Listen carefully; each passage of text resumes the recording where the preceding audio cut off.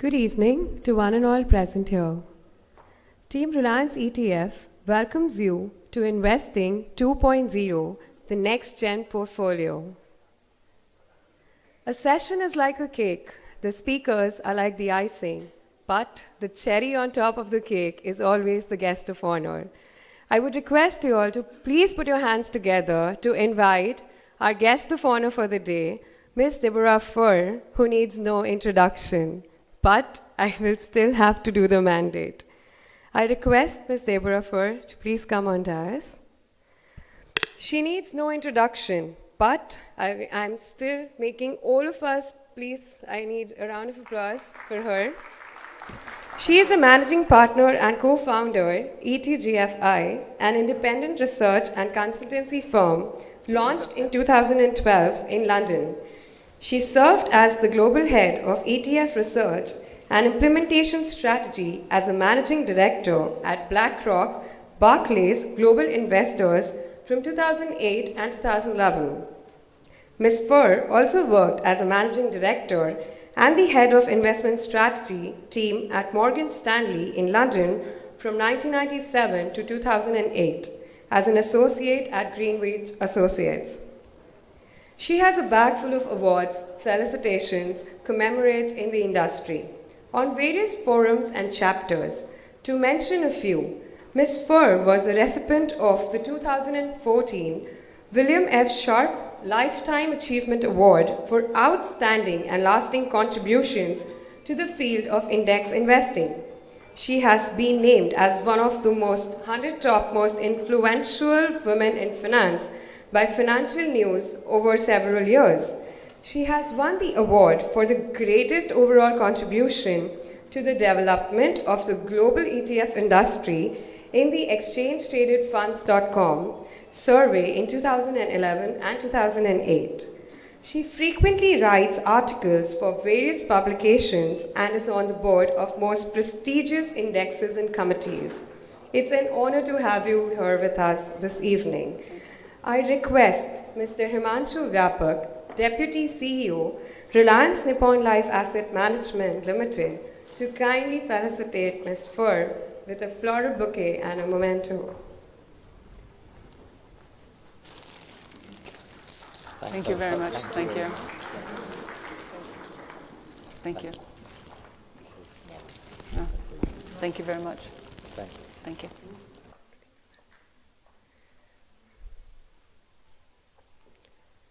Many thanks, Ms. Furr and Mr. Vyapak.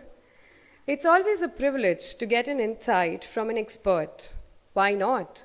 It's like getting a 360-degree view and clearing off the cloud of confusion. So, I hereby request Mr. Vishal Jain, the head of ETF Reliance Nippon Life Asset Management Limited, to kindly share his views on the ETF landscape across. Mr. Jain has overall 18 years of experience in ETFs. He was a part of the founding team at Benchmark AMC, which launched the first ETF in India in 2001, Nifty Bees. We welcome you, Mr. Jain.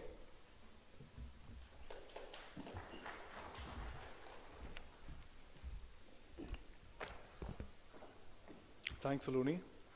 Ladies and gentlemen, good evening. On behalf of Reliance ETF, I extend a warm welcome to all of you.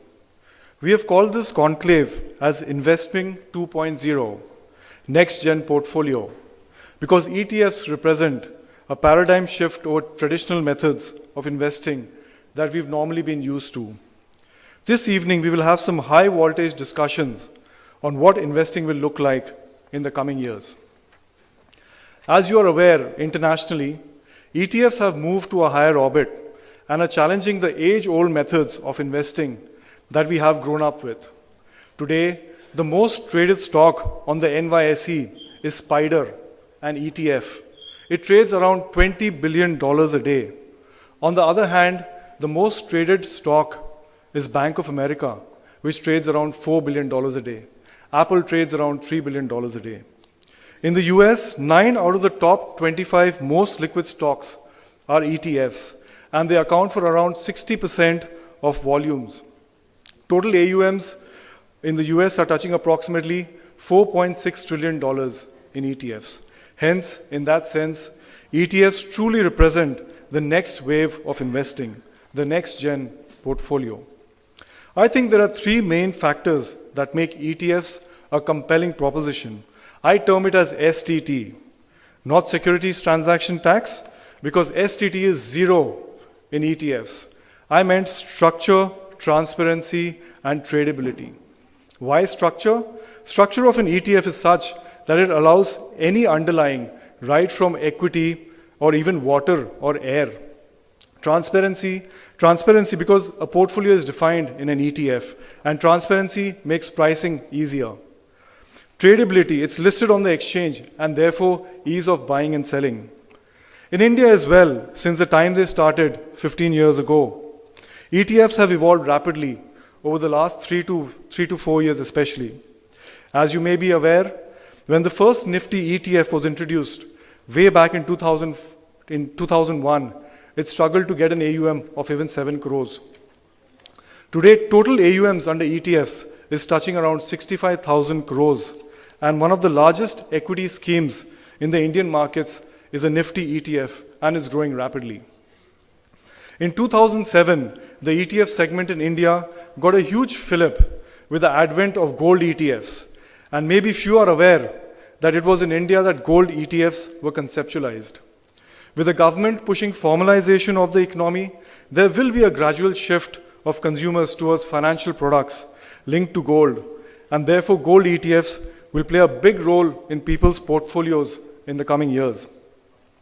2014 marked a watershed year in the history of ETFs in India, as the government of India disinvested via the CPSE ETF.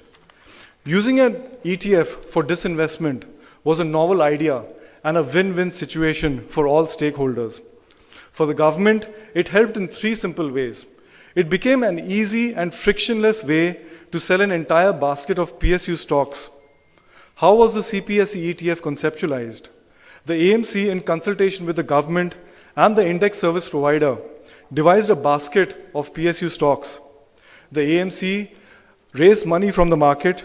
So assuming that if the AMC has raised, say, 5,000 crores from the public, it takes that money, gives it to the government, and the government in turn gives 5,000 crores worth of underlying basket. It's that simple. The best part is none of this happened in the market. So there was no impact on share prices, no transaction cost, just frictionless. The second big objective that it met was that it met government's objective of increasing the retail base, thereby allowing the people of India to participate in the India growth story. Thirdly, it met government's objective of popularizing mutual funds and pushing investors towards a common pooled vehicle managed by professionals rather than relying on just individual judgment and single stocks. So successful was the process that the government in 3 tranches raised totally 11,500 crores, and the interest that we received was 28,000 crores, nearly 2.5 times. Since its inception, at the end of October 31st, 2017, the CPSE ETF has given an annualized return of 17.03% versus the Nifty that has returned 14.28%. Another landmark decision was taken by the government in 2015, where it allowed Provident and other retirement funds to invest in equities as an asset class. The government's decision was clearly to allow retirement funds to benefit from the long-term wealth creation potential that equities are known to offer. As a consequence of the government's decision, the biggest pool of retirement funds in India, that is the Employee Provident Fund Organization, or the EPFO, decided to adopt the ETF route for their mandated investments in equity. They can now invest up to 15% of their incremental flows in Nifty, Sensex, or the CPSE ETF. The EPFO is now talking about increasing that allocation from 15 to 20% and maybe even 25% at a later date. Due to this, over the last 3 to 4 years, there has been a sharp increase in the interest in ETFs across segment of investors, especially institutional. In terms of taxation, ETFs are actually mutual fund units. So for equity ETFs, the taxation is the same as any equity mutual fund. That is, short-term capital gains is taxed at 15%, long-term capital gains nil. For debt ETFs, short-term capital gains becomes your slab rate, and long-term capital gains is 20% with indexation. There are currently more than 60 ETF schemes listed on the BSE and NSE, representing broad market equity indices, sectors, commodities like gold, and fixed income ETFs like liquid and gilt. As we go ahead, and as the Indian markets become more efficient, the global experience in ETFs will follow, and ETFs will find a role in everyone's portfolio. So without further ado, let me turn to our first event for the evening. This is a panel discussion on is alpha generation becoming difficult in India. Thank you.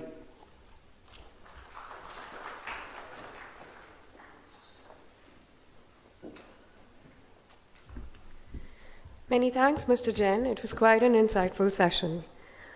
The panelists for the first session, I would like to invite them on the dais, please. The panelists are as follows: Mr. Saurabh Mukherjea, CEO of Ambit Capital, co-founder Clear Capital, equity research firm, voted as #1 strategist in India for consecutive 3 years, 2014, 2015, and 2016, by Asia Money, author of the bestseller Gurus of Chaos and Unusual Billionaires. We welcome you, sir. Mr. Prabhat Awasthi, Managing Director, Country Head India, Nomura, member of the Asia Equity Executive Committee and India Executive Committee. We welcome you, sir. Mr. Akash Jain, Associate Director, Global Research and Design, S&P Dow Jones Indices. He joined S&P Dow Jones Indices in 2016, experienced on both the buy and the sell side in organizations such as Deutsche, Credit Suisse, and Edelweiss. We welcome you, sir. Mr. Sameer Desai, National Lead Sales, Retail, Reliance Nippon Life Asset Management Limited, ETF experience of over a decade at Benchmark AMC, Goldman Sachs AMC, and Arnam. 27 years of experience in the capital markets, institutional equity sales, private wealth management, independent financial advisory group, ETFs, and indexing. We invite you, sir. This panel shall be moderated by Mr. Himanshu Vyapak, Deputy CEO, Reliance Asset Management Limited.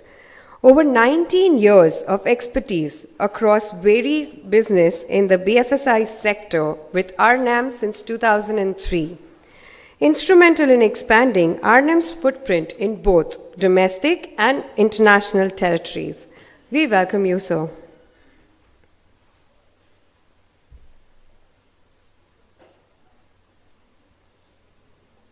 Over to you, Mr. Vyapak.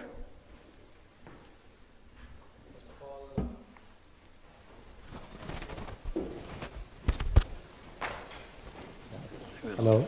Yeah. First of all, a warm welcome to each one of you, and a warm welcome to the panelists. Thank you. And this panel is on the interesting topic of alpha generation becoming difficult in India. This topic has been a hot topic of debate in the West, with strong votaries on both sides. We have assembled a panel of experts representing both active and passive sides of the equation, and I expect this debate to be intense, not like the Australian, the Ashes, coveted Ashes Cup between Australia and England. And I am here in the middle because I manage both active and passive. So I will take, like Buddha says, the middle path. So let me start with Saurabh.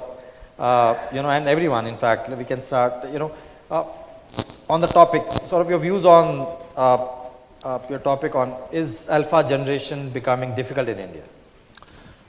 Thank you for inviting me. I have to say that it's great fun to be in a city where on a Friday evening we can have 100 senior people from the industry discussing passionately topic of active versus passive. I think it's a great commentary on the maturity of our financial system that we've got here. So before I get into some data, I think it's worth realizing that as every country's capital markets mature, right? You go from being a country at $300 per capita income as India was 20 years ago to $1,600 per capita income. Your market matures, you're bound to have a degree of return compression, right? So America between 60 and 80, 1960 and 80s, when the mutual fund industry really took off in America, in that era, if you read the biographies of fund managers who sort of started their lives in that era, almost everybody could outperform in that first 20 years of the mutual fund industry, because fund managers were competing against retail investors and fairly low-powered institutions who were really not killing themselves generating alpha. 1980 to 2000, the American market alpha became available, but only in bull market conditions. 2000 to 2010, alpha became weaker, and in the last 7-8 years, it doesn't matter whether it's a bull market or bear market, it's not clear that active fund management actually delivers in the US, and as a result of that, you see the sort of incredible surge of money going into ETFs. I think last year and a half, something like $500 billion has come out of active fund management in the US, this is equities, and gone into passives. So the point I'm getting at is every country goes through this journey. In our case, the data is fairly clear. If you take AMFI data on large cap mutual fund returns and compare that to Nifty, it's reasonably clear in the last 6-7 years, the alpha has reduced to around 1 or 2%. Now, I did this comparison on a fairly crude basis. I just compared AMFI large cap returns with Nifty. And then I've subsequently seen some of my colleagues do an adjustment, which is if you do it on a total return basis, you take Nifty total returns with large cap mutual fund total returns, even the 1 or 2% of alpha that looks to be there goes away. And finally, the adjustment that we couldn't do, but the research that I think you've put in the package, there's a SPIVA scorecard that you guys have put in the packet. Other people with far better data than us have adjusted for style, which is the fact that large cap mutual funds in India actually have small and mid cap funds or mid cap stocks in their portfolio. So if you adjust for that, it's not apparent that the large cap mutual fund actually has any alpha. So you're adjusting for total return and adjusting for stock holdings. Now, I don't think that's a major development. I don't think it should come as a surprise to anybody that as our capital markets mature, the Nifty 50 is no longer a source of alpha for large cap mutual funds. I think it's a sign of the maturity of the market. There is alpha to be had in active equity management in India, but I don't think that alpha is there in large cap equities anymore. So thank you. Prabhat, may I move on to you for your opening remarks on the topic? So, I mean, for all of us who have been in markets, advising on stocks for a very long time, I think my view is that it will get more difficult. I mean, basically why people say alpha won't be generated is because, you're sort of saying that the market is always perfectly priced and everybody has the same symmetry of information, and that you're able to price everything perfectly. That usually is a sort of, presuppose that because of that, it'll be very hard to generate a return over long term, which is superior to the market. And I think that, frankly, the fact that markets are always volatile and there are stocks which generate far superior returns compared to other stocks. Like there is a sector which could generate much superior returns over a 5-year period compared to the other market participants is largely because of the fact that the earnings growth is superior. And it is not getting priced in upfront, because if that was the case, growth would be priced upfront. So I think there is definitely the fact that there are sectors which are outperforming wholesale compared to other sectors over a very, very long periods. I think, if your selection is right, you probably will be able to generate. Because the presupposition of alpha is that the market will price future growth upfront, but then you should not have, for example, certain sectors growing at 30 stocks returning 30% every year for a very long period. I think I also looked at the data, and I think when I looked at some of the large cap funds, which is the largest fund actually in the market, I sort of found that they have tended to generate 2 to 3% higher returns compared to the market. When you average it out, a simple average, for example, the return will fall quite a lot. And I've not looked at. I looked at the data, but I don't know what sort of goes into it. But I looked at value-weighted sort of numbers. I think there is still reasonable alpha which seems to have been generated. And I think what will happen is that funds which are not performing have probably not seen that much inflow coming in. So I mean, I have sort of quite a lot of data here, but over a 5-year period, for example, BSE 100 has done 13.7% compounded. The largest fund in the market by assets has done 18.4% compounded. Second largest 16.8, third largest 19.2, fourth largest 17.7. These are CAGRs. So, but if I see the average of entire sort of fund industry, it will come down a lot. So I think on a value-added basis, good index, good fund managers clearly are generating reasonable amount of alpha. For a market-wise basis, might not be true, but we are investing in people as well. We are investing in market. That's what you guys are marketing, right? So that we are superior compared to other guys in terms of, and that's why you're getting the money, I guess. So I think there's still some time. It'll eventually get to US, as Saurabh said, because the markets will get mature, the growth will come off, and the industry-wide growth essentially will because penetration levels rise. But I think we are still some time away from that. I think there's still, I personally view that there is alpha to be had, because you can make money 25% compounded, much more than cost of equity over 5-6 years in many stocks and many sectors. Sure. So thank you for saving our jobs as well. But I'll quickly move on to Akash. Akash, any opening remarks from you? Sure. So before I think we move to answer the question that is alpha generation difficult in India, I agree with Saurabh that we should first start looking at a proper benchmark, which is total return indices instead of price return indices, because that's more apple to apple comparison. Just to give you an example, over the past 5 years, the Sensex price return index returned about 12% CAGR, whereas the total return index for Sensex was 13.6%. So this is a significant excess return of 1.6% that we see in total returns. Mutual funds who get dividends, either who incur dividends, either reinvest them into mutual fund schemes or distribute them to investors. So this is something, the returns that they market in their schemes. The SPIVA report that we touched upon uses this methodology and compares against total return indices. If I can just briefly take a minute to expand on what the SPIVA report is and what the methodology is. SPIVA is essentially an acronym for S&P indices versus active funds. It's a global report that is published in 10 geographies, and it's published biannually. Specific to India, the SPIVA India report looks to compare the performance of funds that are domiciled in India against the S&P BSE indices. We look at 5 categories. The 3 equity categories are large cap, which are benchmarked against S&P BSE 100, the mid-small cap, which is benchmarked against the mid-cap index, and the ELSS category, which is benchmarked against S&P BSE 200. What we've seen interestingly in this year's report is that in the large cap space, the asset weighted return was 53 bips lower than the S&P BSE 100 over a 10-year investment horizon. So we are already seeing significant underperformance in the large cap space. I think in a nutshell, as Indian markets mature, we would see the outperformance as well as the fees that are being charged by active funds to moderate going forward. Sure. Samir bhai, your...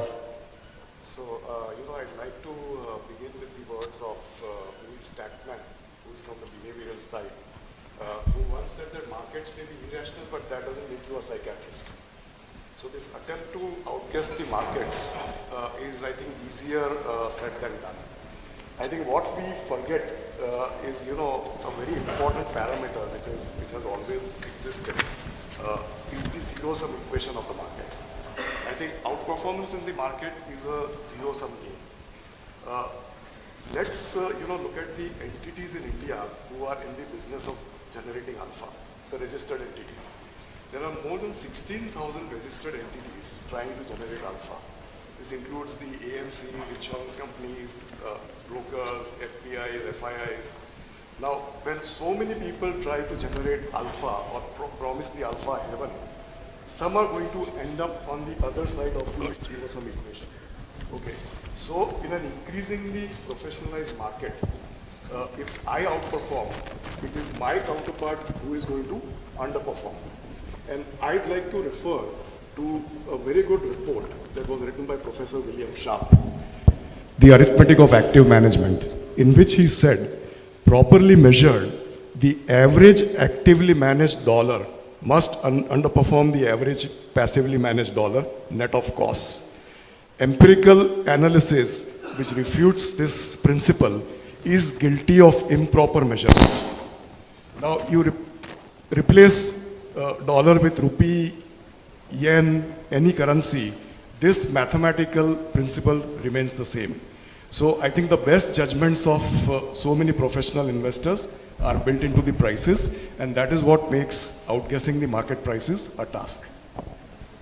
That's an interesting perspective. Let me move to Saurabh. Saurabh, you did refer to your report, which is you guys have titled Alpha Squeeze in Indian Large Cap.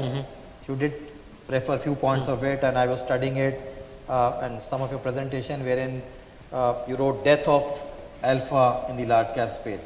Can you just elaborate on few other points which have been in terms of your report? Sure. So I think I have to give a lot of credit to SPIVA, because I have to concede that in our work we couldn't cover three angles that SPIVA has covered. So just to reiterate, what we found when we simply take AMFI data, we take the mutual fund industry data, large cap data, and compare it against Nifty, you find that the alpha reduces over the last 10 years. Over the last 5-6 years, there's 150 bips of alpha. What we couldn't adjust for is three things. One is survivorship bias. Remember, only the funds that survive, you get their data. The guys who have died, underperformed and died, you don't get that, but you got to adjust for that. Second is the total return point, Nifty total return versus fund manager versus total returns. And what's very clever is most of the large cap funds don't give the total return number very easily unless you cough it out of them. And third is large cap funds hold stocks which are not large cap, and they use that to drag alpha out, which is one of the reasons which I used to think, and it took me 3-4 years ago to figure this out, that they're stating returns, large cap funds are stating returns which are actually juiced up by mid cap data. If you adjust for these three, as you guys showed in your SPIVA work, and we sort of figured out internally a couple of months ago, there is actually no alpha in large caps in India. Now, it's actually quite interesting that so early in our capital markets evolution, our large cap funds have lost alpha, and I'm sure people in the audience know what the fee rates on these funds are. I don't need to tell you what you're paying for zero alpha. But there is another facet to this, right? The fact that the alpha has gone away is actually only a small part of the problem. Say the alpha went away, but say you're smart people, you could guess who the superstar fund manager is. So you say that, look, this is Warren Buffett's son-in-law in India, we'll back him, he generates alpha. Right? In a way, your problem is done with, right? It doesn't matter that the market doesn't generate alpha. It doesn't matter that the mutual fund community as a whole doesn't generate alpha, because you found your superstar fund manager.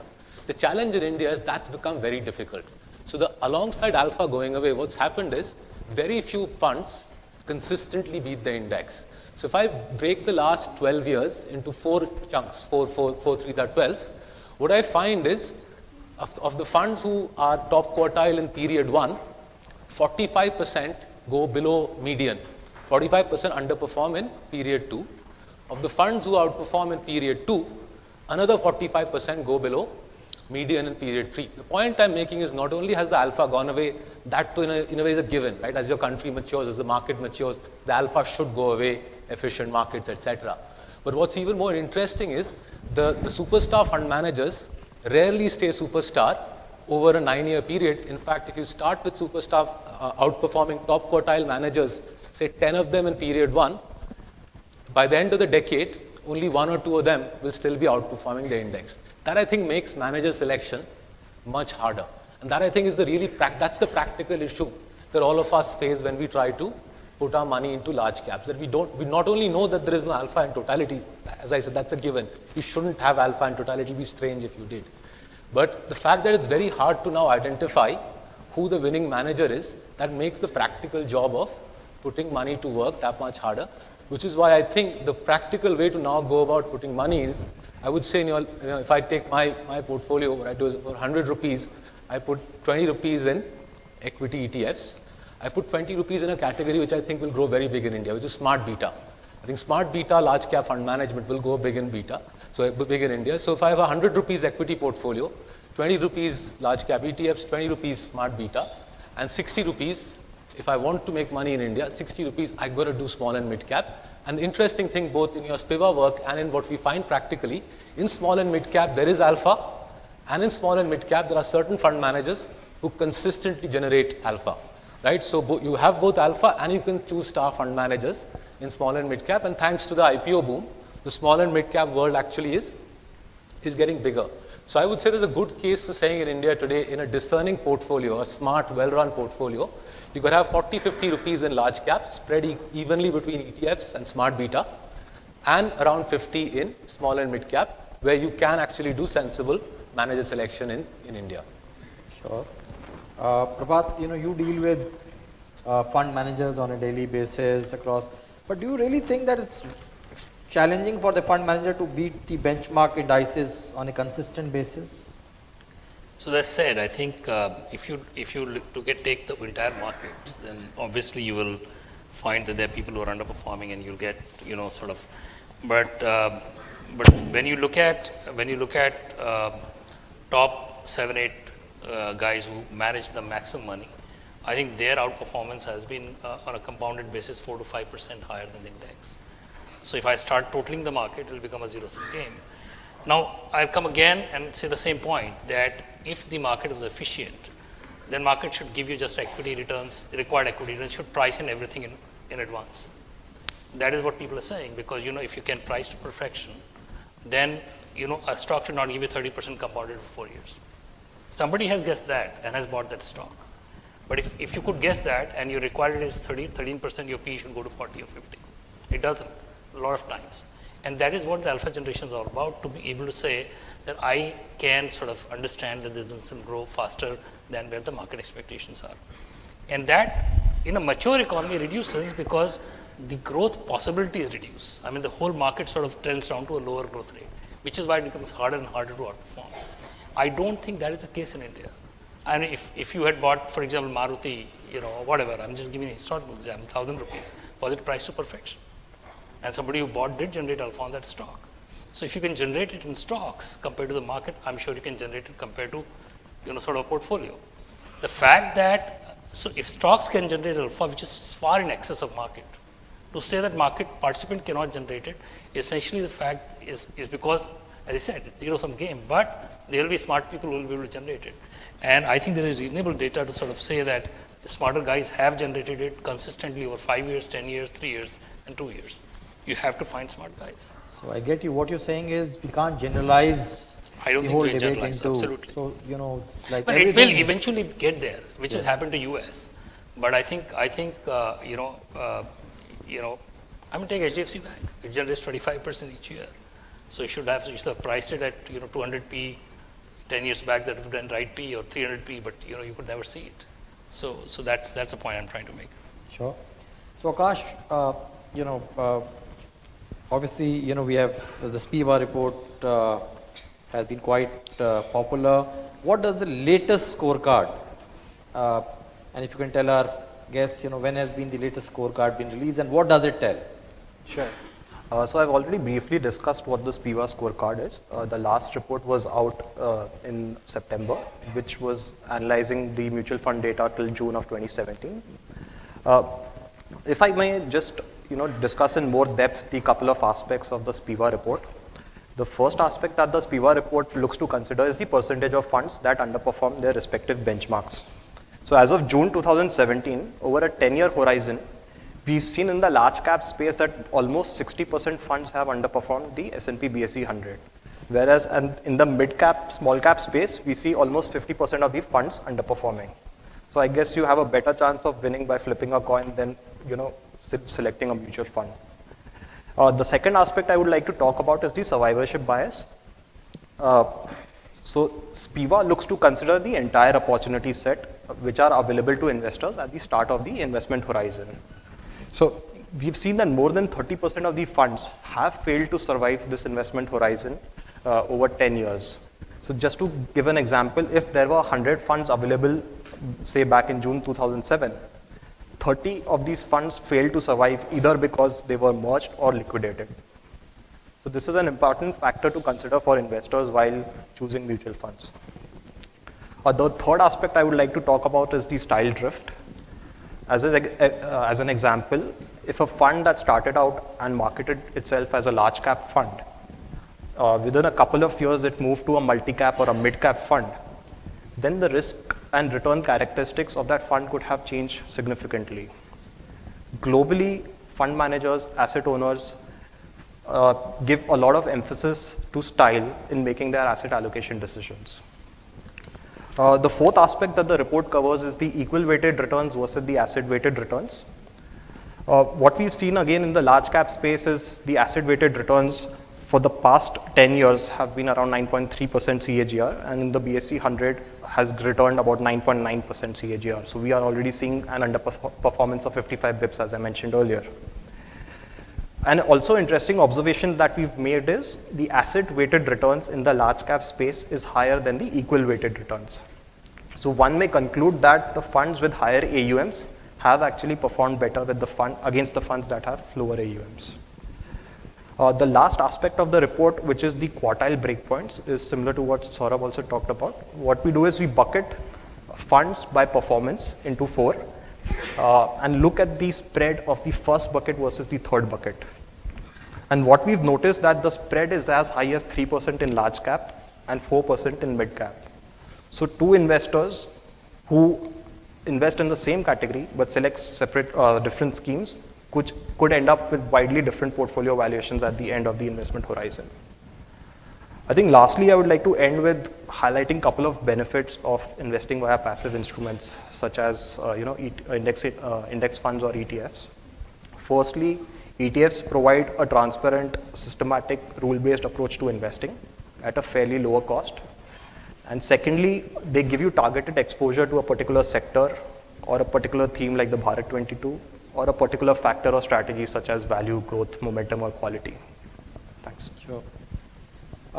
One point which you mentioned about the style, I think that is getting addressed by the recent regulations as proposed regulations which are there on the scheme standardization and categorization, which should standardize broadly the style in the Indian mutual fund industry. So one of that would get addressed from an investor and the market perspective very soon.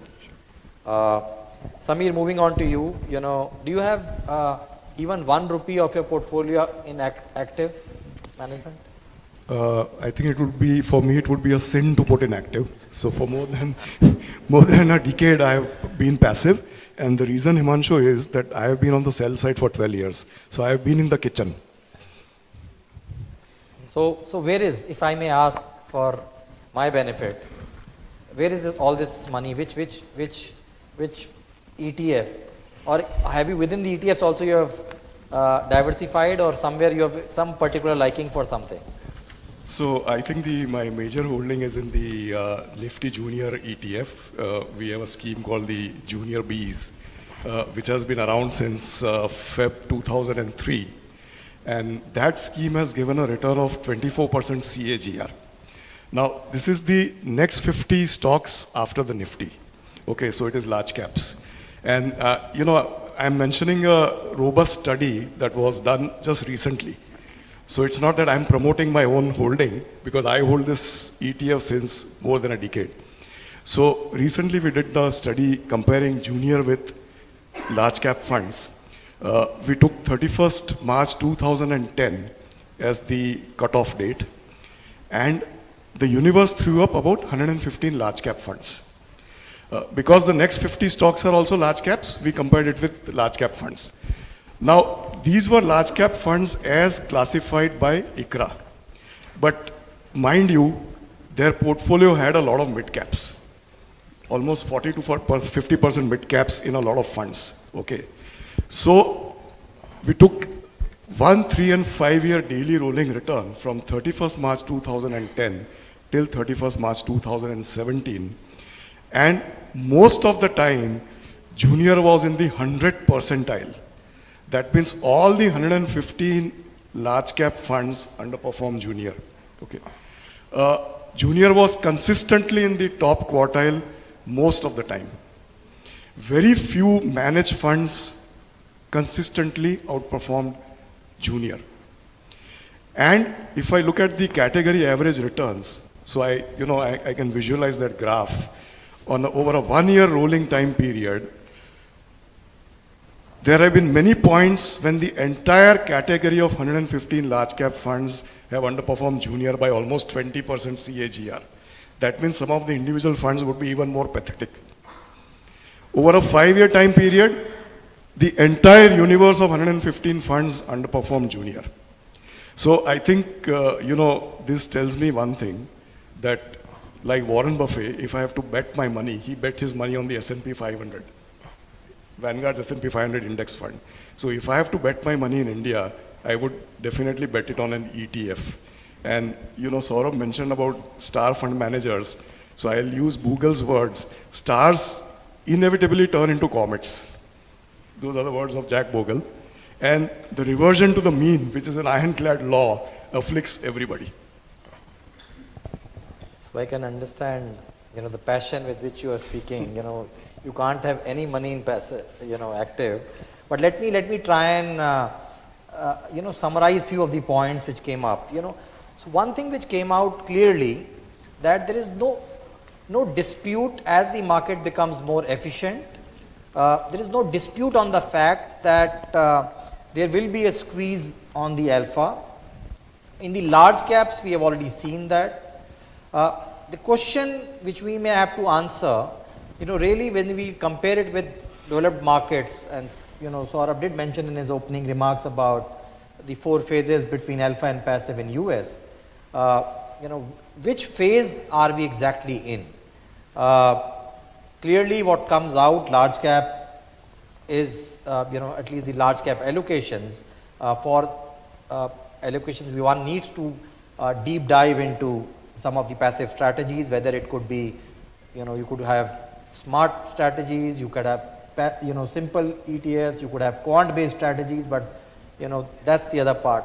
But the other thing which also came out was that in the space beyond large cap, which it could be, maybe beyond the top 100 as SEBI defines, that space is extremely large, growing fast, whether it is mid cap, small cap and micro cap, wherein the research is still, the coverage is much lesser, and I think that is one space clearly which could provide large alpha for times to come.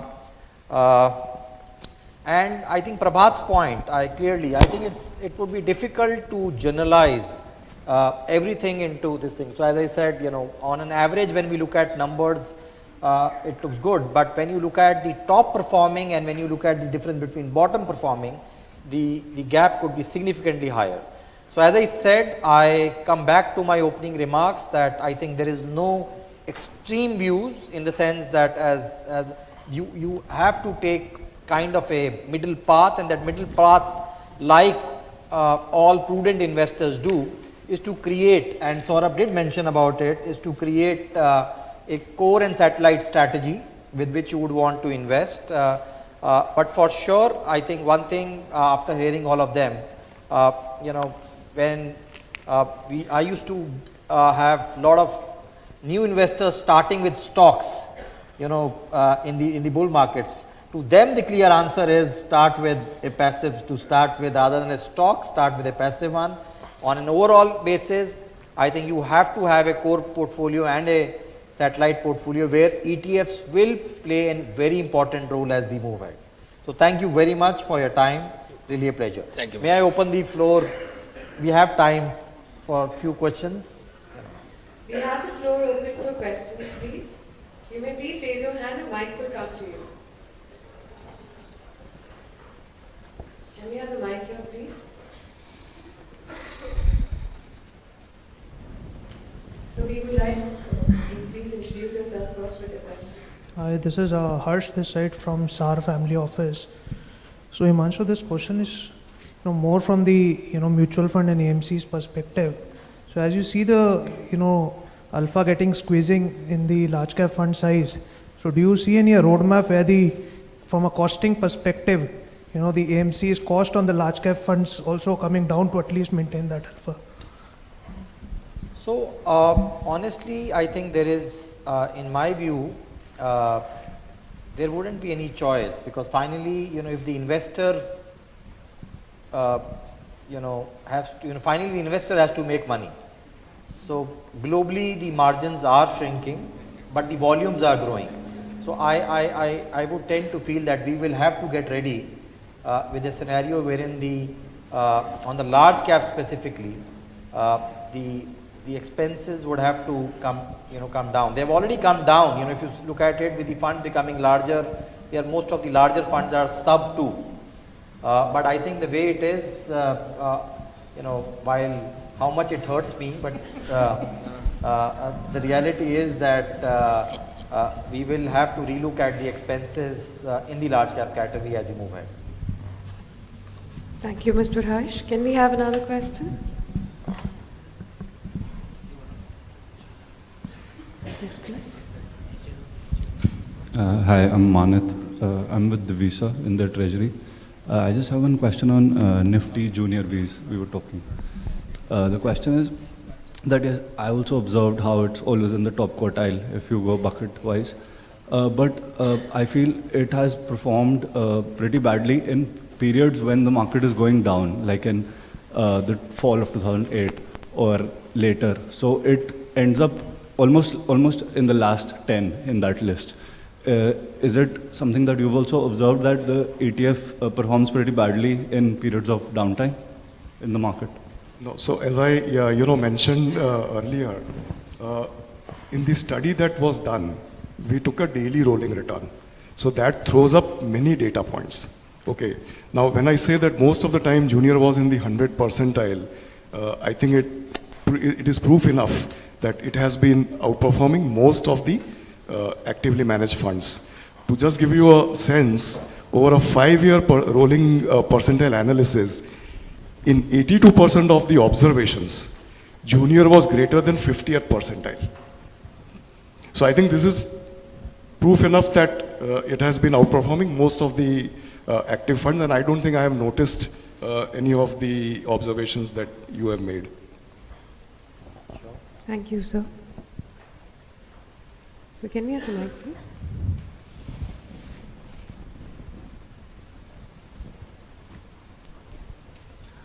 This question is to Prabhat. My name is Arijit. I'm from Tavaga, a robo-advisor. Prabhat, you mentioned that there are a few stock opportunities like Maruti which actually led to significant outperformance. But when you see fund managers, how many do you see actually taking those brave calls and not hugging the index? Because outperformance itself becomes difficult if the fund managers are not taking those calls. So as I said, I looked at the performance of a number of, if you actually take large cap funds as, for example, as identified as large cap funds, and by AUM, if you look at their returns, I think if you go up till 20th fund and take, for example, 90% of them are outperformed by a very wide margin. But if you take the totality of all funds, the returns start to squeeze. So I think value-weighted returns have been pretty decent. So I would guess that, and they're like 3-4%. So even if you take 1.5% lop off, 1% lop off because of dividends, you still will have outperformance. So my point essentially was that if stocks can outperform the market by a huge margin, let's say market has been 12%, 10 stocks which have done 25-30% over a period of time, there will be people who will be able to cash them. The point essentially is that, are we saying alpha is not getting generated because we have inferior fund managers or because there's no alpha to be had? And I think the answer to me is that maybe the problem is in the way it is being managed rather than the fact there's no alpha to be had. That alpha will disappear theoretically eventually when the information symmetry and the markets sort of become the growth sort of comes off and everything sort of comes to the same trajectory. In a fast growing market, I think there'll still be alpha in the market. Whether you can capture it, you have to go to the right person. Thank you, sir. Thank you, Arijit. Is there any question that we're missing on? Thank you. This evening is gaining knowledge minute by minute. Thank you, dear panelists. It was indeed a brilliant debate. I request Mr. Vyapak, so one second. I request Mr. Vyapak to please felicitate our panelist with a token of appreciation.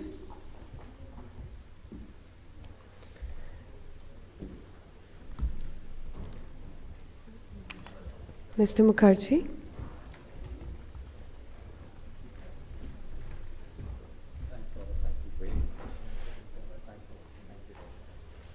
Mr. Awasthi.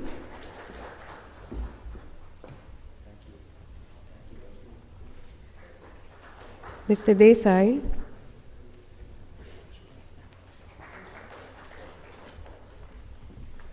And Mr. Jain.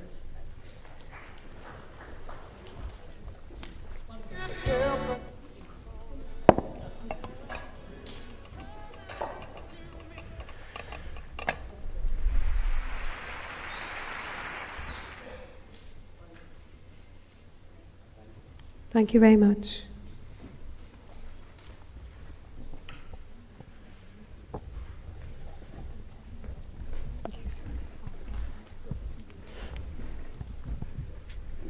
The next session for the evening is the one that we all have been waiting for. Yes, now I invite Ms. Deborah Fur to please share her views on the success of ETFs worldwide.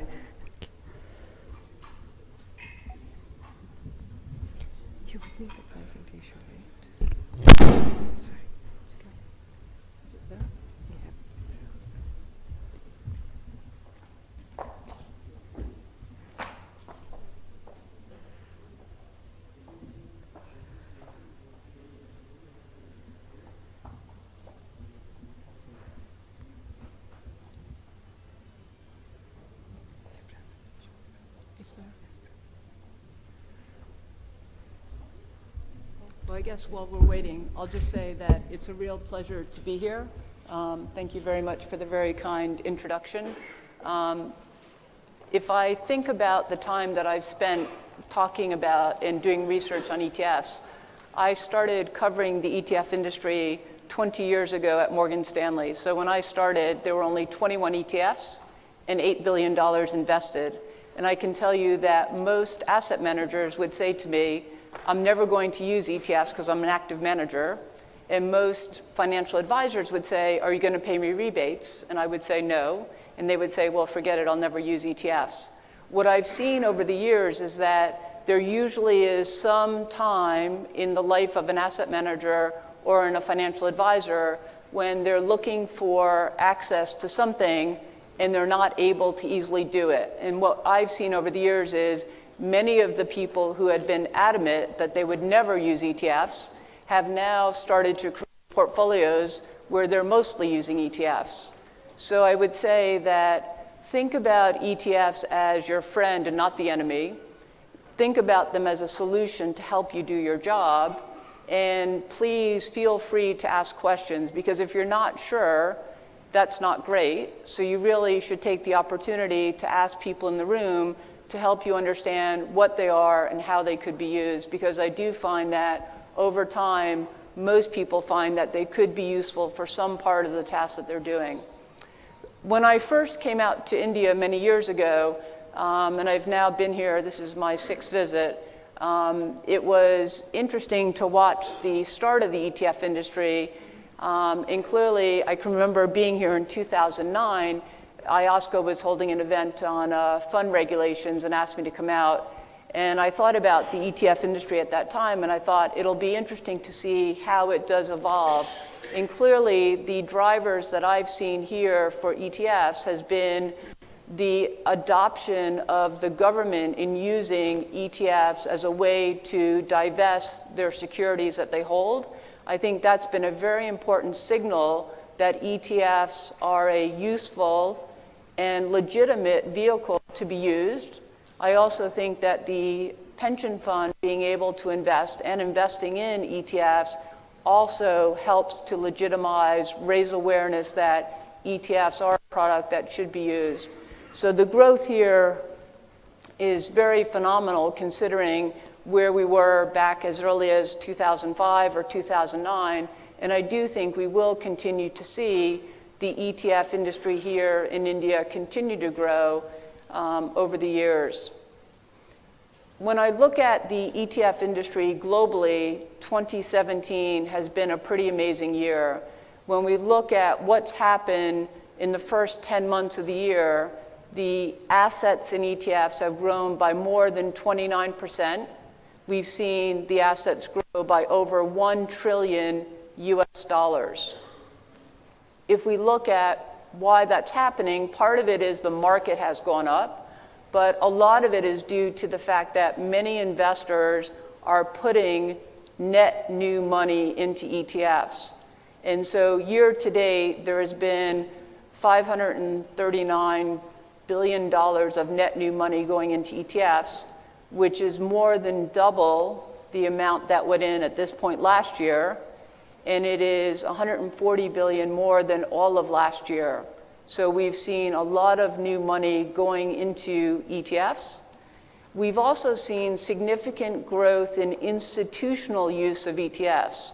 In our study where we look at regulatory filings and mutual fund holdings, we see that there are now 4,450 institutions in 53 countries that report owning at least one ETF, and there's over 8,460 mutual funds in over 50 countries reporting using ETFs to help them do their job. Our forecast is this growth rate will continue, and we will see the ETF industry reach $9 trillion, I think, by 2020. We heard Warren Buffett's name mentioned before. So back in 1996, he made the comment in a shareholder letter saying that most institutional and individual investors would be best served if they wanted to invest in common stocks, doing so through index funds. More recently, what we heard him say when he passes away, which hopefully won't happen anytime soon, but he did tell his wife what she should do is buy the S&P 500 ETF. So we are seeing that even active stock pickers who have been able to generate alpha are thinking about ETFs as a useful vehicle. And the reason for that is ETFs are really combining the benefits of mutual funds, which are highly regulated, diversified products appropriate for retail, with the benefits of common stock. And so these are some of the benefits that many investors have found make some attractive products, because they're basically simple, cost-efficient, transparent ways to access various developed, emerging countries, sectors, styles, themes, fixed income, and commodities. Some of the trends that we see driving people to use ETFs are really macro trends. And what I've seen over the years is that most investors are the barbell approach to investing. And by that I mean most people would love to be able to consistently deliver alpha everywhere.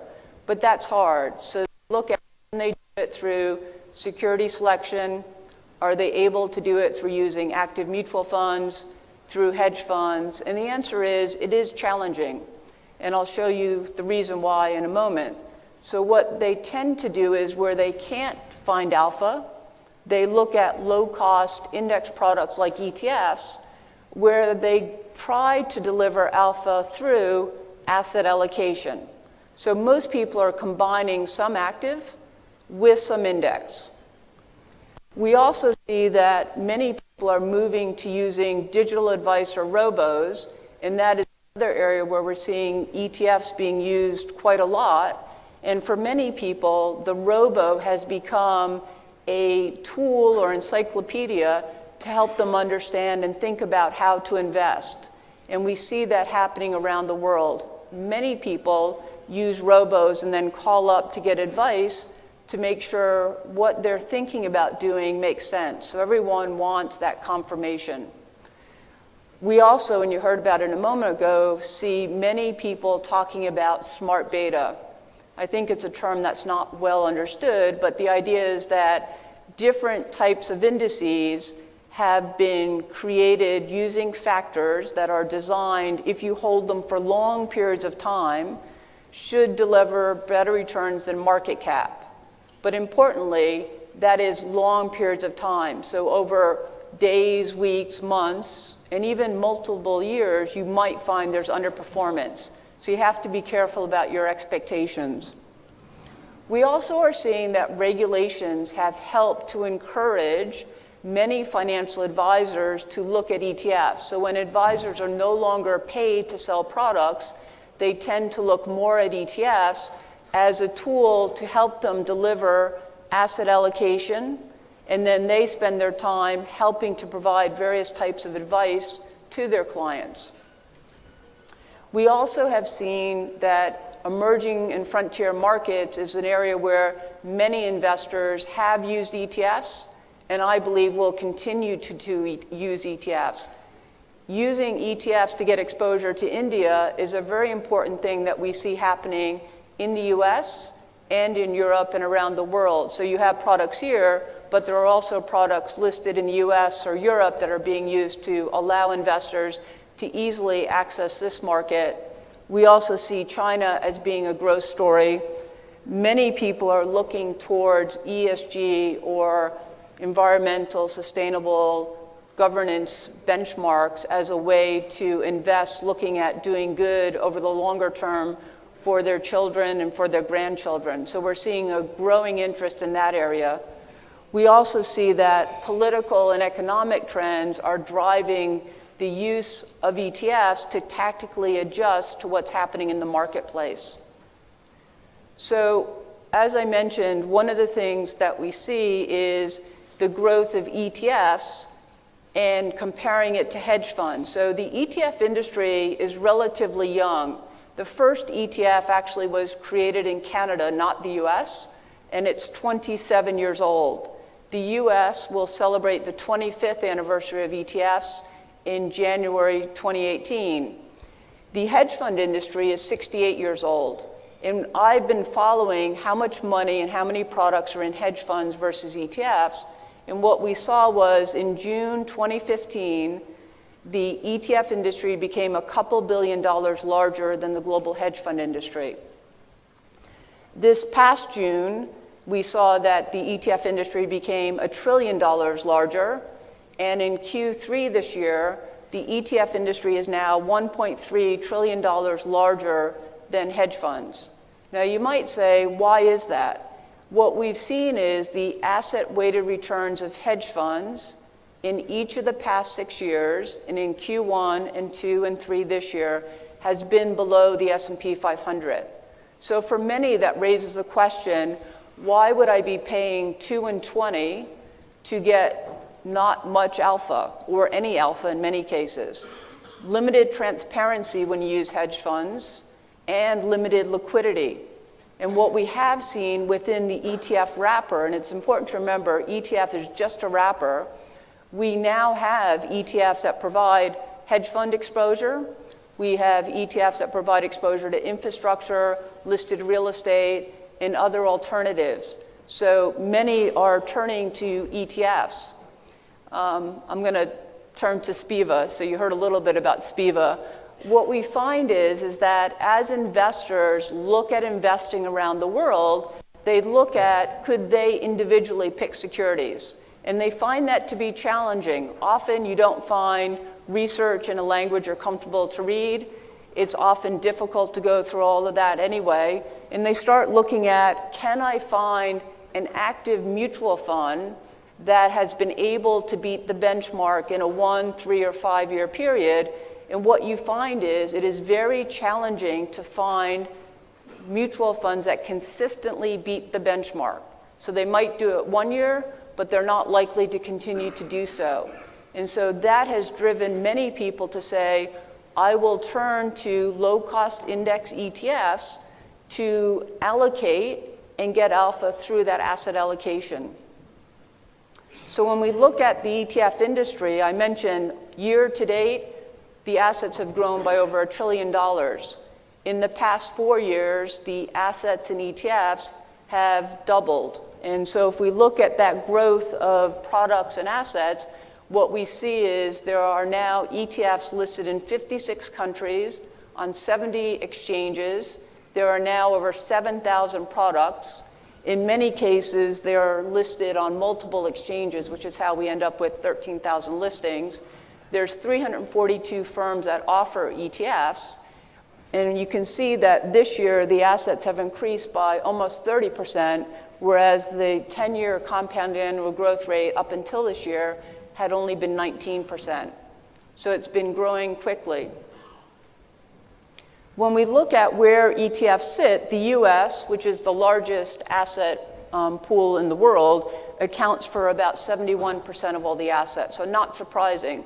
But it is important to realize that just because there's a lot of assets there does not mean the investors owning those ETFs are only from the US. We find that there are institutional investors around the world in 47 countries that actually own 58% of those assets. So you need to look at where are the investors that are actually buying the products. Europe has been growing, Japan, Asia Pacific ex-Japan, and if we look at the level of assets, we are at record levels of assets in every jurisdiction except the Middle East right now. Most of the assets in the middle are providing exposure to equities, so about 77% of the assets are in equities. And in some ways that's not surprising. For the first 10 years, all ETFs were providing exposure to equity benchmarks. Then came fixed income, and then came commodities. Most investors, though, are familiar with equity benchmarks. When you watch the news at night, when you read the newspaper, they normally will talk about what did the Nifty do or the Sensex.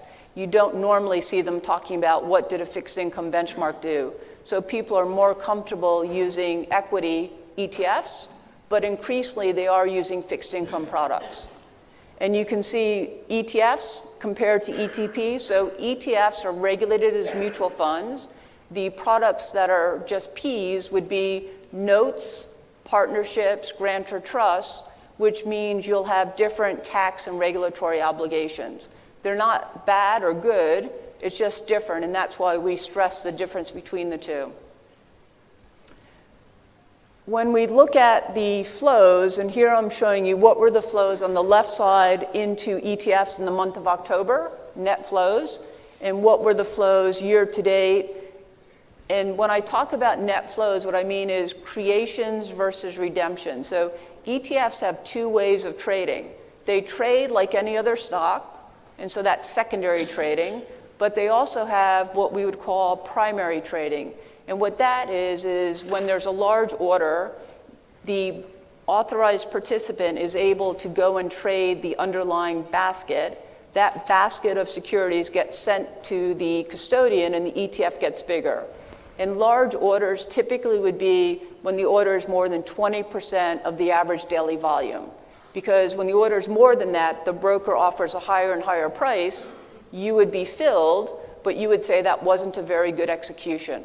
So that's why this unique creation redemption process is very important. So we're measuring creations versus redemptions, and so for the month of October, we saw 55 billion of net new money going into ETFs.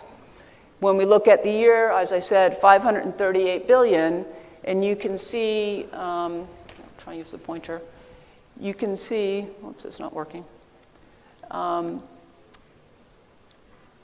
Well, anyway, you can see over there that there were 265 billion of net new money going into ETFs at this point last year, and all of last year on the bottom right side was 390 billion of net new. Most of the money has gone into equities, as you can see up there. And the reason for that is ETFs are a very good barometer of investor sentiment. So many people look at what is going on in the equity markets this year. And what we've seen is in the month of October, the S&P was up by 2.3%. US technology has been doing really well. It was up 7.8%. If we look at developed markets ex-US, they were up 1.8%. And emerging markets was up 2.6%. But the real story is what happened year to date. You can see that the S&P is up by nearly 17%. Technology year to date in the US is up 37%. Developed markets ex-US is up 23%, and emerging markets are up 30%. So many investors are continuing to put money into equity markets, and so you can see there 375 billion of net new going into equities. Some investors, though, are putting money into fixed income, and some have put money into commodities, which is mostly gold. When we look at institutional use of ETFs, it is something that many institutions use ETFs. In the US, the split is probably about 30% retail, 60% institutions using ETFs.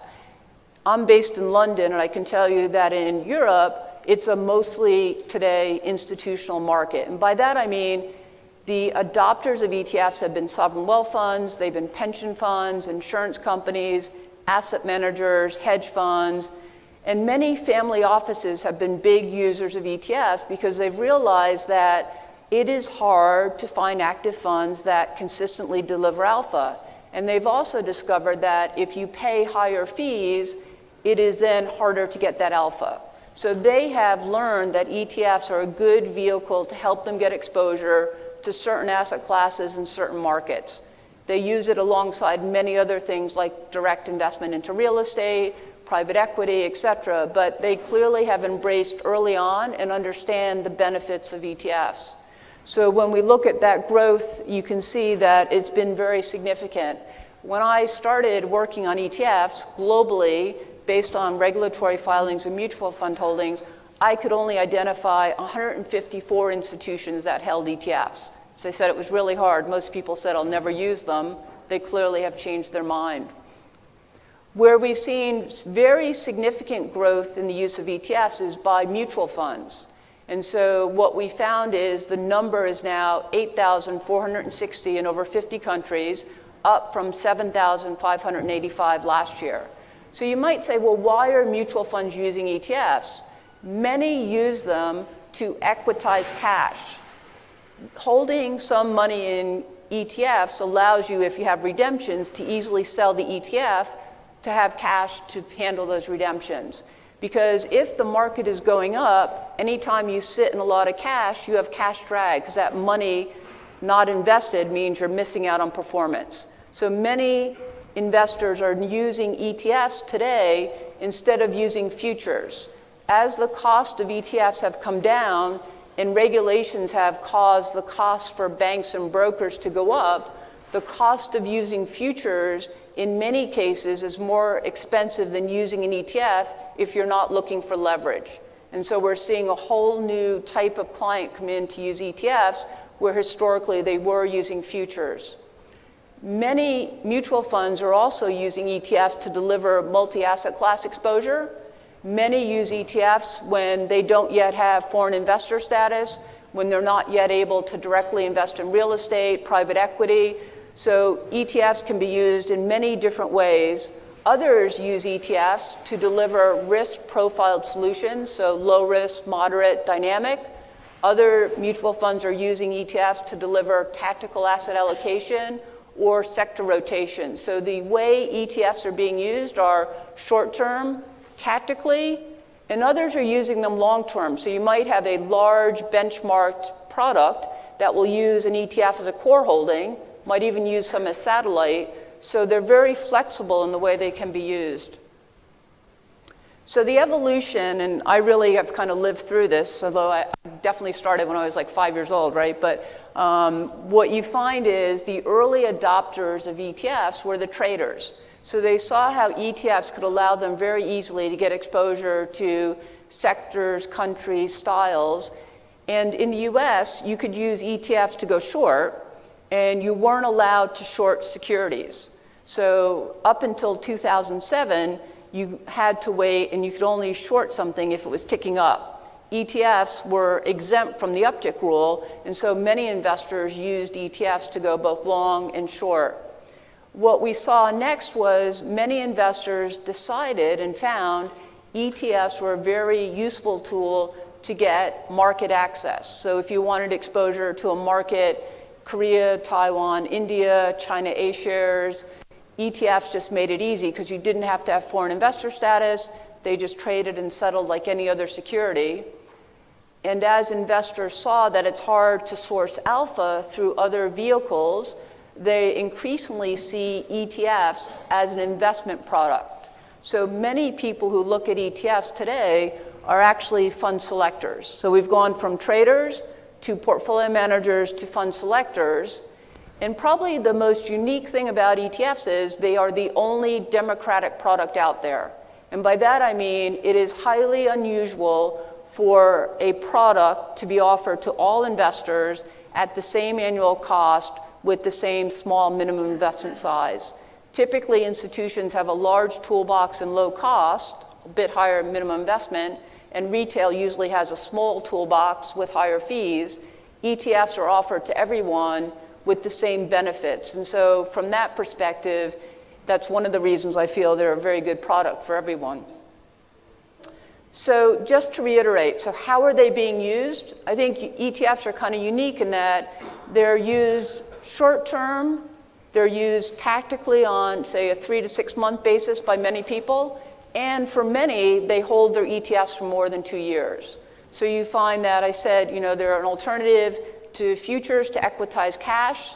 Some people are using them, you think about when the election was happening in the US, we saw that depending on whether people thought Trump or Hillary was going to win, they were investing in biotech or they are investing in Mexico or not Mexico.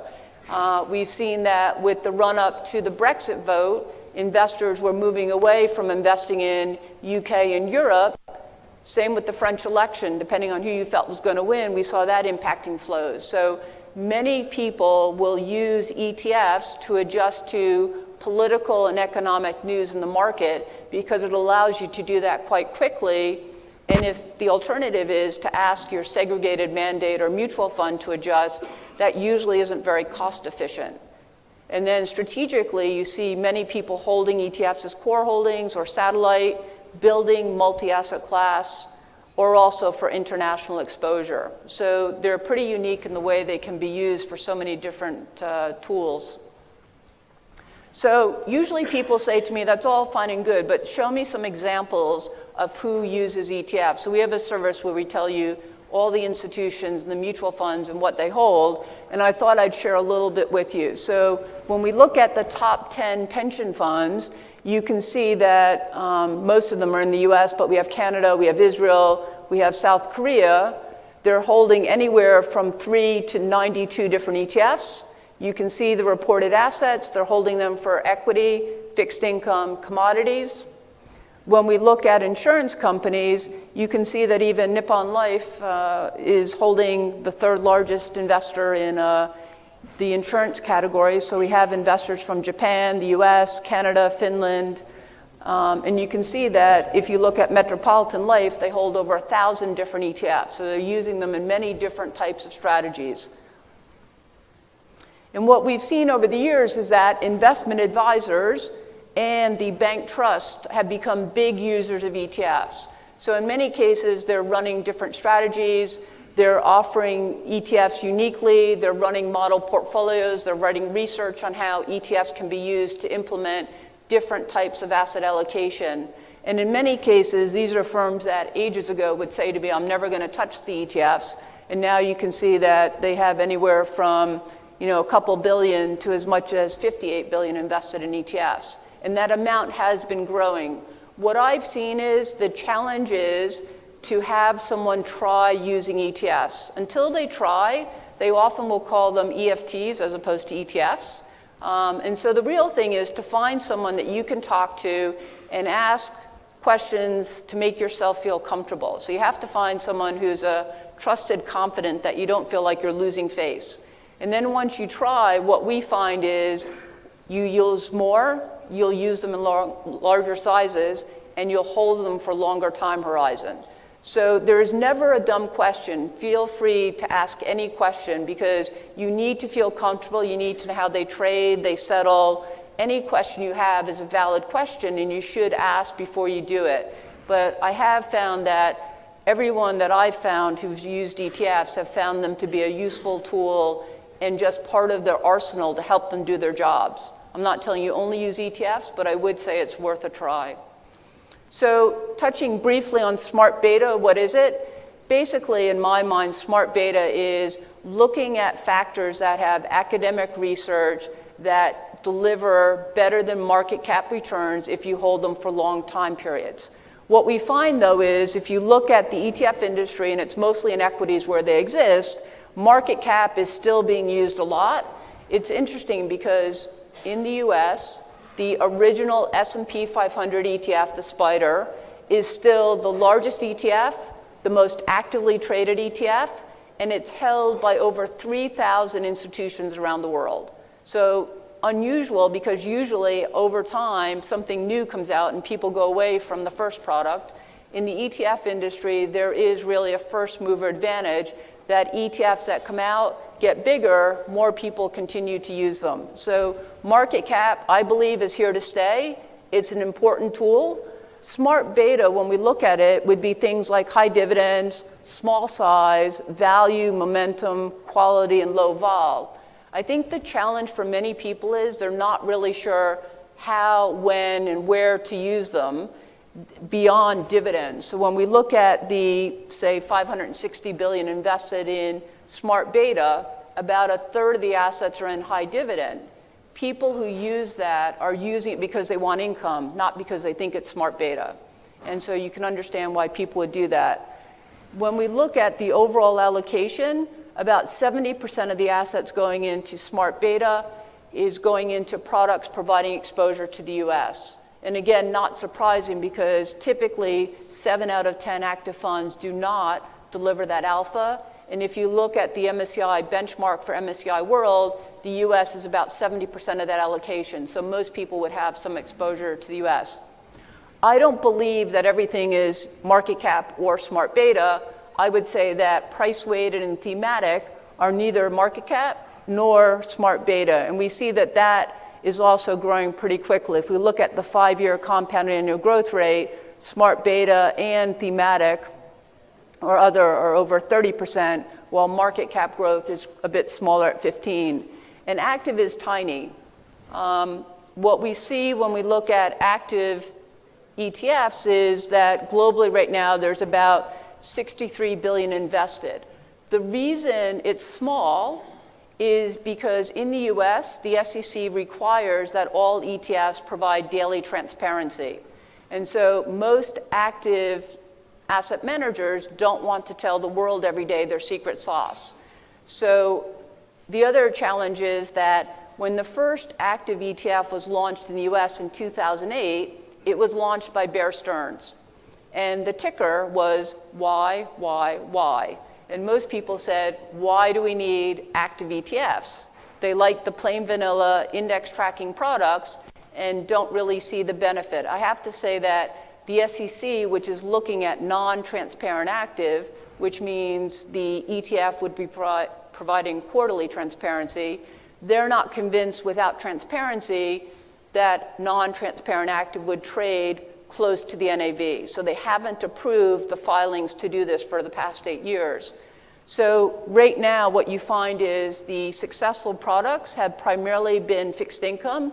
It's harder to copy what someone's doing there, and the fixed income managers have been willing to launch products in this space. But it's still small. It's about 1% of all the assets. So we'll have to wait and see what happens with active ETFs. Right now, ETFs are much more about being index products.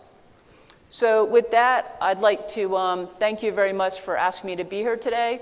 I'm actually quite honored to see that they put the book in the bag. So I spent time about 1.5 years ago writing a chapter for the book that's in your bag. So the CFA Research Institute published this book, The Comprehensive Guide to ETFs. So if you want to learn more about ETFs, I would say it's an easy read. It's about 200 pages long. I think it's a good reference document. And if you're interested in seeing any of the research, we do put some of our press releases on our website. And would like to thank you very much for having me and listening to what I had to say today. Thank you.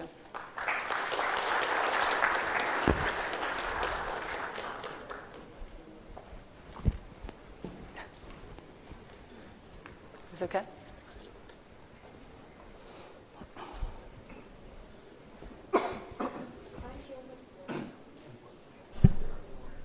Thank you, Ms. Burr. I'm sure everyone here would agree that no one other than you could do justice to write since inception till the success story of ETFs was very well explained. Thank you very much. Thank you.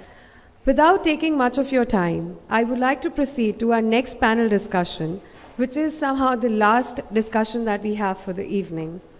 This is going to be a portfolio construction using ETFs. As Ms. Fur explained, that let's give it a shot. So let me please invite the panelists for the session. Ms. Fur, Managing Partner and Co-founder, ETFGI. Mr. Sandeep Bagla, Associate Director, Trust Capital. He is amongst the top corporate bond underwriters in India, presently managing debt PMS portfolio, assets worth rupees 2,000 crores. Mr. Ashwin Patel, Head Products and Fund Manager, Axis Mutual Fund, responsible for management of derivative and structured strategies, product management, and offshore initiatives. Mr. Vikas Bungalia, Director, Private Market Data and Research, Morningstar. He has over 13 years of experience in building rules-based, smart beta investment products for global markets and risk modeling.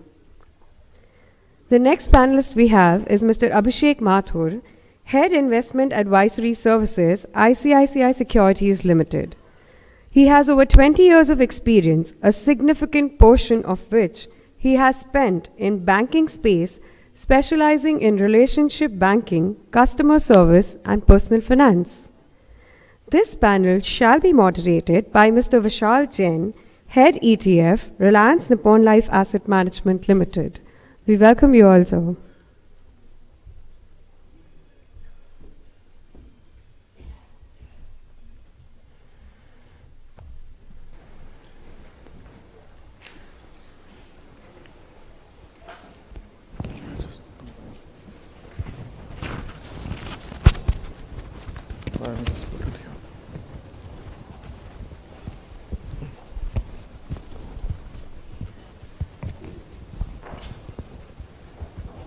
Hi, good evening again.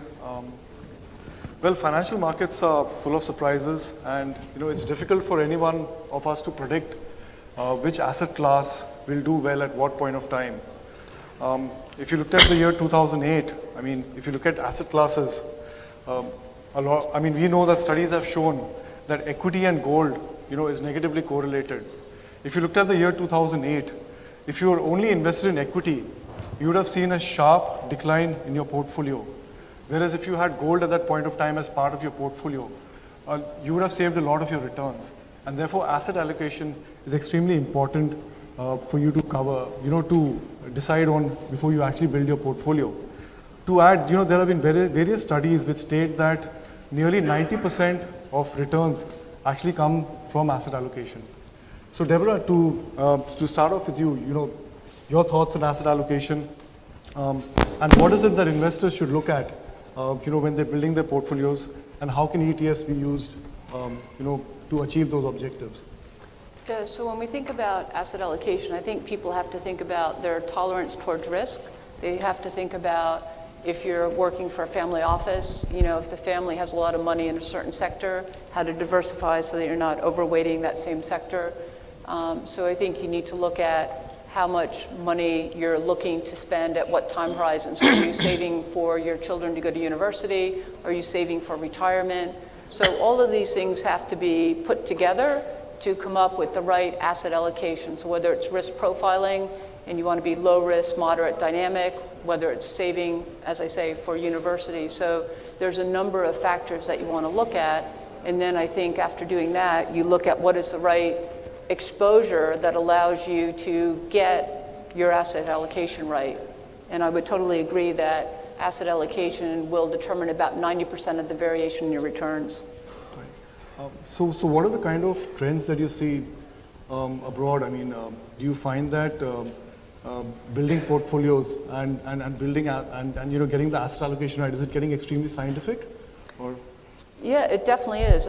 We see people running quantitative models trying to do it. We have other people who have their own checklists they'll do to decide where and when to invest. Clearly, we're seeing that many registered investment advisors in the US are spending a lot of time developing models and model portfolios, which they're then reallocating. Robos would be another example where this is a very important component of what they do and provide at a very low cost to people to invest. So in India, I guess most of the ETFs at this point of time are all market cap weighted indices. How is it that institutions can use these market cap ETFs for enhancing their returns? Well, I think depending on how you're investing, so clearly one thing you can do is hold an ETF as a core portfolio and then pick a few stocks around it. ETFs could also be used to allow you, if you felt you wanted to overweight banks and felt that was a good story. So clearly I think you can use ETFs to tactically invest. I think the earlier panel member who was talking about being in smaller cap stocks can outperform also. So I think it's allowing you to tilt your portfolio towards or away from something you want and to invest large, mid, or small cap. So I think there's many ways that even with market cap products, you can deliver alpha and enhance your returns. Sure. Abhishek, let me turn to you. You've been doing something, completely different now, where you've actually tied up with an index service provider and, you've created rule-based portfolios. Intuitively, why did you move towards that, strategy? What was the thought behind moving towards that?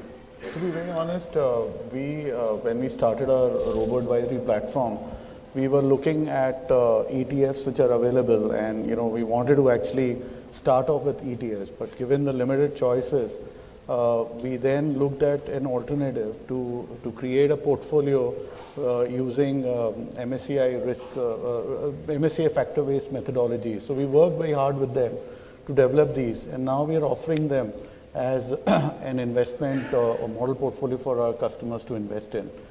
And the results have been extremely good, not just from the return point of view, but also from the fact that we are able to explain to our customers what kind of strategies that they're taking. So usually what happens is that only when you've generated an alpha do you go to the customer and tell him that, look, this is how the fund perform. But here we are able to discuss the strategy right up front. And it's creating a lot of excitement from that point of view. Can I ask you a question? Yeah. Are they then factor portfolios? That's right. They're so factor like what I mentioned, value, momentum? Right. So one is a risk adjusted and the other one is a prime value. So we've combined two factors and created a portfolio. So that's how. So how many of these kind of portfolios do you have? So currently we have put them under a risk measure. So there are two at this point of time. One which we are offering to our customers who are moderate, who have got a moderate and a low risk profile, which is risk weighted, and it's performed extremely well. Even when markets have gone down, it's proven that it had a fair bit of support as compared to the index. And the other one is a aggressive one where we are looking at prime value, which really does look at value factor can take a fair bit of time before they deliver you returns. So that's on the aggressive side. Okay. So are you getting more investors coming to you and asking you for products like these? Absolutely. I mean, so obviously, customers are always looking for good investment ideas and ideas which are credible. And truly, I mean, I think factor indices are based on fair bit of academics. They have really, you can backtest a methodology and really see if it works well. So that way, I would call it we got extremely good feedback from our clients. Okay. Vikash, let me turn to you. Your thoughts on asset allocation and what advice would you give clients, on portfolio construction, and how is it that they can use, ETFs to achieve their objectives? Sure. So, asset allocation, it's extremely important, and everybody says that. But I think that statement, it needs to be put in the right context. It's important vis-a-vis what. So I think it's not just the. So there are few investment decisions that all investors face. Asset allocation just being one of it. The other is about security selection or alpha generation, and that was what the first panel was about. And then timing or dynamic asset allocation, and then cost and fees. So my view is that asset allocation and cost or fees, those are the two most important things that most of us should be focusing on. When we try to outperform the market, either by, let's say, by active security selection, or even, let's say, attempting dynamic asset allocation or timing, it comes with a cost, it comes with active risk. So when you try to outperform it, you may also underperform, and you have to be, let's say, and most of the studies, they show that it's not easy, and that's what, a lot of it did got discussed, in the first panel. It's not easy to find managers who can persistently outperform their benchmark. So if you take all of it into account, I'll say that, so it's asset allocation is extremely important. When you're doing that, I think the success of, let's say, success of any investment strategy is not just driven by asset allocation and, some of these things. Your own behavior, the behavior of the investor, how do they, let's say, react to the market upheavals, and your investment advisor, or, let's say, your private banker, or, or whoever, who is working with you to kind of, help with the investment, what is it that they do? How are they holding your hands? I think that is also something, that needs to be accounted for. That's something that, you need to think about. And the role of ETFs, it's a lot has already been said today. So, I'll just be, maybe very quickly, just reiterate some of it. ETFs, it's as, as Deborah said, it's a wrapper, right? It's a way to productize an investment strategy. It could be as simple as, let's say, just giving you an exposure to a given sector or market, or it could be, let's say, a lot more sophisticated than that. We discussed smart beta, and even there are a lot of innovations are happening. We talked about single factor, and one of the things that's happening there is like multi-factor indices and and ETFs and whatnot. So ETFs, they can be a great tool for you to kind of build your portfolio to get the precise exposure that you need for your portfolio. And as long as, let's say, your asset allocation is done correctly, in a sense, it is suited for your needs, it is well suited for your investment objective, ETFs can be, let's say, can be a great way for you to fill your portfolio and reach your investment objectives. Sure. So I mean, you do a lot of, Akash, you do a lot of research, on mutual funds and and building portfolios. Is there any kind of study that you've done which you could share where, I mean, what percentage should, investors have maybe in something like an equity or a debt or a gold? I mean, do you have any kind of research or study that you've done in recent times that you can share?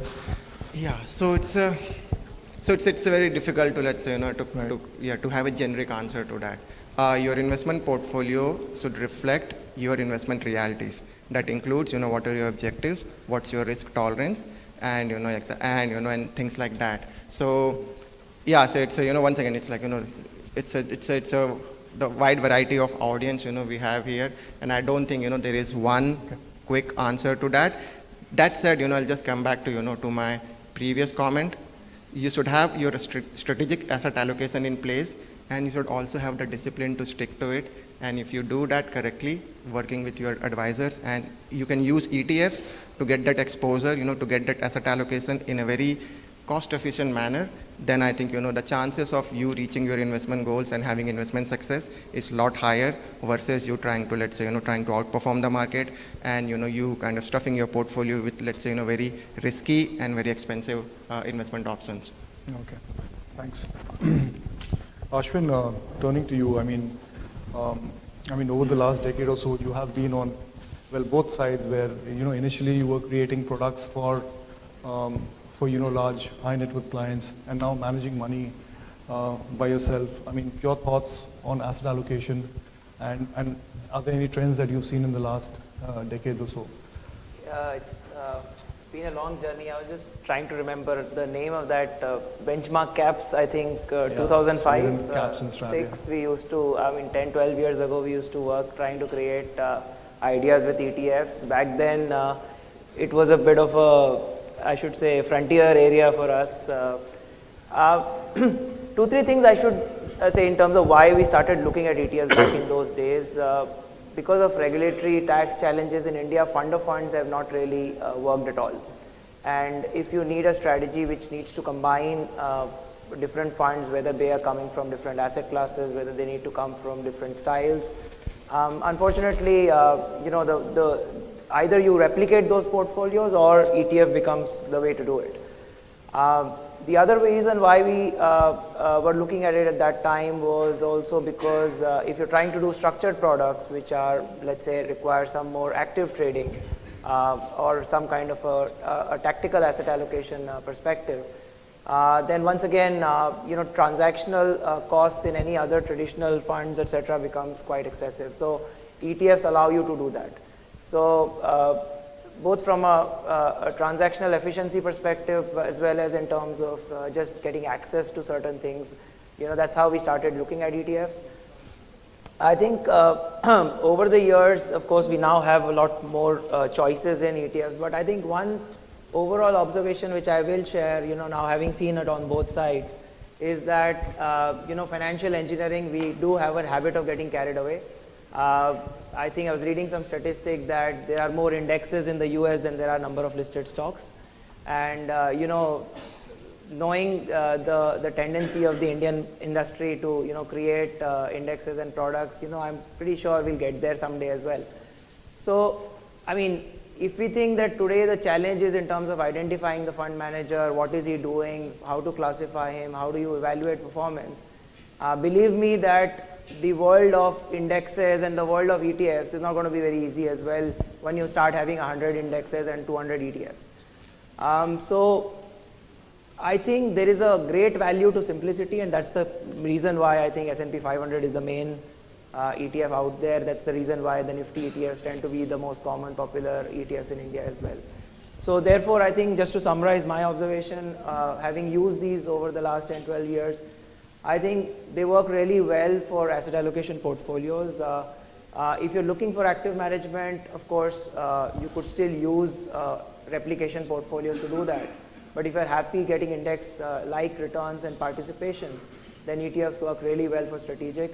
And of course, ETFs are fantastic if you want to do structured products or tactical asset allocation products.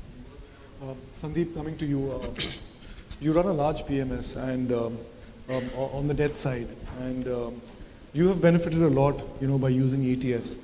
Tell us something about how ETFs, have helped you achieve your objective. Thanks.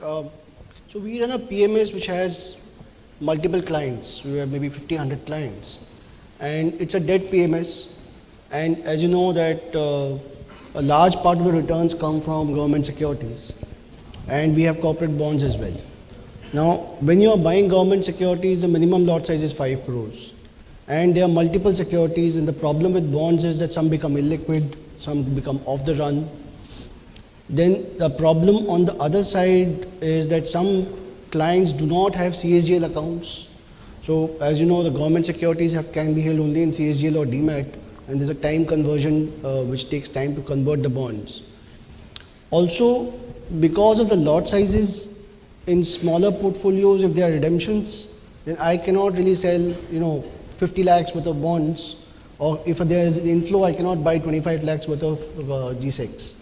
So with all these issues that we were facing, we came across Reliance ETF, the Gilt ETF, which is a 10-year product in the 10-year bucket. And we found that the execution was very, very easy for us. So whenever we wanted to manage the inflows and outflows, it was easy. Also, whenever we want to increase duration or reduce duration, it was very, with a simple instruction, we could increase the duration or exposure to gilts. And the cost was very low. So, there was always a dilemma that, you are a fund manager and you are allocating money to another fund manager and you are overcharging the client. But since the costs were low and the execution was easy, we found it very efficient operationally to use ETFs to increase or decrease exposure, manage redemptions or subscriptions through ETFs. Makes a lot of sense. I mean, listening to you, I think even retail investors who don't have access, to CSGL accounts and to the, gilt market, I think a gilt ETF becomes extremely good for them also to take exposure, to government securities. Would you agree? Yeah, I completely agree. In fact, there are periods when gilts outperform corporate bonds. There are times when corporate bonds, the spreads increase for either because of deterioration in health of corporates or because the funds are moving from one category of investors to others. So having gilt in your portfolio is a fairly important part. And right now, earlier when I was in a primary dealer, we were struggling as to how to increase the retail participation of retail investors in gilts, and it is one of the stated objectives of the government and the finance ministry and the RBI. But it was very difficult because there were operational issues. You could not execute the trades. Gilts is an institutional market. The lot size is not even 5 crores, 25 to 50 crores. If somebody wants to invest, 50,000 rupees, it's very difficult. Even if you get in, it's an Abhimanyu trade. You can't really get out. So gilts is actually very, very efficient for that. While there might be distribution challenges, but I think every portfolio should have a portion of exposure to gilts, and it can be very, very efficiently done through ETFs. So do you think there is a gap, which the market wants, for any other, a gilt ETF, a different duration? Do you think that'll make sense? Yeah, so right now I think we have most of the gilt ETFs in the 10-year category. Right. But some of the source of returns that come from gilts are, the way the term spreads move. So sometimes the 30-year bond might outperform the 10-year bonds. There could be periods when there's easy liquidity, but inflation is going up. So short-term ETFs might do far better than longer-term ETFs.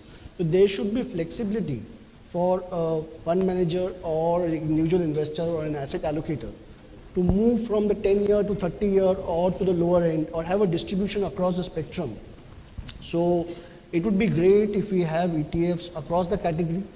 And I understand that these could be seasonal products, but once you have products which are established, I think people will start allocating funds to them. Thanks. Ashwin, coming back to you, being in an institution, a lot of institutions also have shorter horizons for investments. How can they use ETFs to fulfill their objectives? So I think I mentioned before that for tactical or shorter term perspective, ETFs can work. For example, if you are looking to, I think you gave the example of equitizing cash. I think for those investors, not necessarily institutions all the time, because we do have access to the futures market as well for equities. But in some of the other markets, for example, if you're doing something with gold or using something on the debt side, if you can quickly replicate something using an ETF, that allows you to create tactical strategies which can move in and out relatively quickly. And that's actually what we have seen, not so much in India, but globally, which hedge funds have really started using ETFs in a very big way to take advantage of these things. In India, we still have challenges because if you have to use ETFs for shorter term trading, what is absolutely critical is that the pricing efficiency has to be there. The trading liquidity has to be there. And unfortunately, beyond the top few ETFs, that is still not the case in India so far, and especially so I think for the non-mainstream indexes. The mainstream indexes is still okay, but beyond that it's still a challenge. So I think it's a matter of time. I think it will pick up. But once you start having a more robust, it's a bit of a chicken and egg. The most you will start having a little bit more trading interest built into these ETFs. The bid offers start getting narrower. The pricing becomes more efficient relative to NAV. That gives more confidence to investors that we can use these for short tactical trading purposes as well. Sure. Vikash, coming back to you, one of the issues that we face, when we're talking to clients, is that, everyone is in a euphoric mood. Mm-hmm. Today, everyone is just looking at, India. India is growing. We don't see a problem at all, in the country. And therefore, when you start talking to people about risk, nobody seems to bother too much about risk. What do you think can be a pitfall? You're an expert at portfolio construction. You do a lot. What can be the pitfall if you don't focus, on the risk aspect of a portfolio? Yeah. So So there are, let's say, so maybe, it will be good to define risk, before we discuss it. So there are quantitative measures of risk. Most typically, we use like standard deviation of, let's say, monthly returns, and that is preferred by, by quants and many others. And then, value investors, they may define risk as, as the probability of a permanent loss of capital. So, and in this forum, maybe I'll define risk as, and I think, not only in this forum, I think, the most generic definition of that risk we can have is the probability that you will not reach your investment goals. So I think, and that's how I think, we should be looking at risk. So it's, and anytime when, when we take investment actions that deter us from reaching our eventual investment goals. Now, I think, that's the risk that, that you should really be worried about. The other risks that, that we look at, let's, the asset class risk and, and how it is translating into portfolio risks. It's a, I'll say, they are secondary risks, so to say. And yeah, it's like, it is important, it's extremely important for us to measure it, to manage it, and, to monitor it. And yeah, it's like, and euphoria, it's markets, markets are complex adaptive systems, right? It's, for no matter, we talk about the efficiency of markets and whatnot, but markets, they are at the end of the day, they are driven by humans. Humans, they are emotional beings, and we will always have, let's say, the cycle of greed and fear. So I think it is important here to, to not get swept by those cycles of greed and fear. And if at all, it's like, if you can, if you can leverage those cycles of greed and fear, like, like some of the best investors, they have done. So, they buy, when there is blood on the street and, and so on and so forth. So that's how I'll approach risk, yeah, in this context. Abhishek, just to kind of end with you, what next? I mean, do you think quant-based products are the future? Do you think the market is, is big enough for these quant products, or do you think it's still very niche? So I think, a lot of advice is actually moving not just from asset allocation, diversification to asset allocation, but also strategy, diversification. So clearly there is, more kind of assets which have their own unique character. The better it is for advisors like us, so we can choose a large gamut of products. So clearly there is a definite market to have more strategies, including quant-based. And I can give you two use cases. One is, of course, the equity advice portfolio that we launched, which has really gained a lot of interest from our clients. The other is, for example, ETFs per se. We are seeing that for new customers who are coming to the market on ICICI Direct, we find that they are quite receptive to really buy even the market cap ETF. So that's another use case which I think. So clearly there's a definite market, and this is just the start, I would say.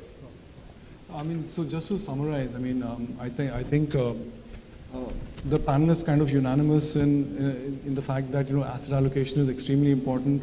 What investors should be doing is defining, your risk and return objectives, and then based on your risk and return objectives, decide on what kind of, products you want to invest in. ETFs can play a big role over here because ETFs are transparent and you know exactly, what you're getting into. I would say that, ETFs, are like a laser guided missile, which can hit the target. Versus, just follow a policy of, spray and pray. ETFs give you a lot of control once you have that, in your portfolio. So I just thank, every panelist over here for what they've shared today. I'm sure that investors sitting over here have benefited a lot from your advice. Thank you very much. I think we have about 5 minutes or so. I'm happy to take any questions if there are.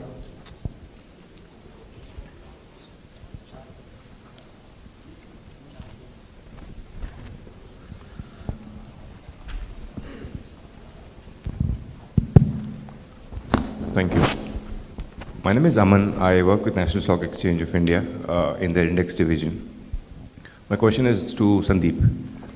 Sandeep, you mentioned about guilty ETFs working well for you because of the lot size of direct GSEC and inaccessibility to retail investors.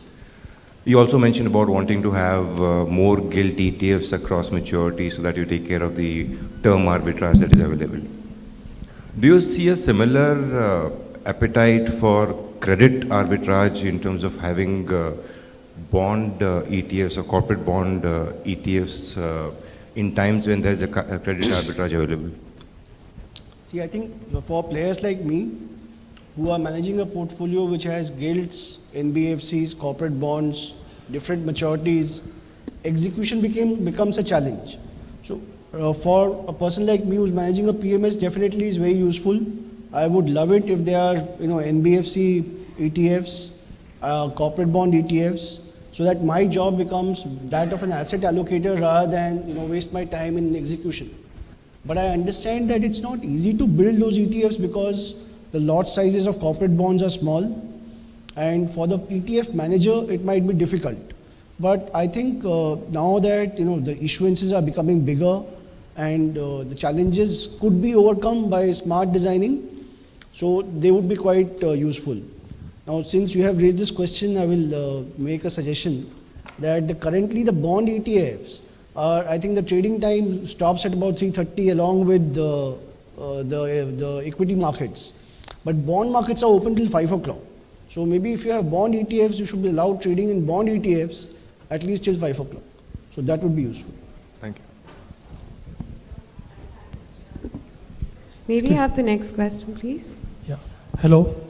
Yeah. Hi, this is Amit from, I work with ICICI Securities. I would like to have some comment on the structural issues that could be holding back the growth of ETF in India, specifically from Ms. Fur. You are a global analyst. So what would you like to comment about? What could be the issues? Like, for example, India is unique in the sense that we have a very robust futures market, equity futures, and things like the transaction taxes for the cash trading is more than twice than the futures trading. So do any such issues come to your mind which could be holding back the growth? So I think that some of the challenges is just education and getting that kind of point where people are going to try them. I think the other challenge is you still operate in a market where financial advisors are paid to sell products, and so they're not looking really at using ETFs that don't pay them to use them. So if there was financial reform that changed to more of the US or European model, that would definitely make a difference. And I just think it's really a question of people trying. And I think that even financial advisors at some point will try them even if they are paid to sell the products.